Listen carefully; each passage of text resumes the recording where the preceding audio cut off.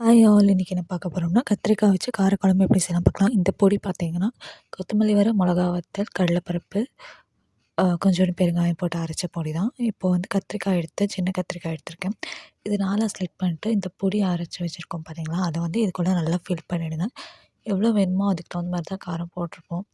So இந்த காரம் வந்து அளவாக போட்டுக்கிட்டா போதும். ஏன்னா காரப்பொடியும் போட போகிறோம். பட் காரமாக இருந்தால் நல்லாயிருக்கும். பிகாஸ் இது கார குழம்புனால.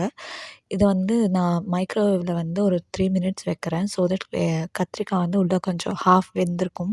லைட்டாக தண்ணி தெளிச்சுக்கோங்க. கொஞ்சோண்டு மேலாக க்ரீஸ் பண்ணிக்கோங்க நல்லெண்ணெயை. அந்த கேப்பில் வந்து பூண்டு வந்து உரித்து வச்சுக்கலாம். வெங்காயம் கட் பண்ணி வச்சுருக்கலாம். தேவையான அளவு 2 தக்காளி அதுவும் கட் பண்ணி வச்சு எடுத்துக்கோங்க.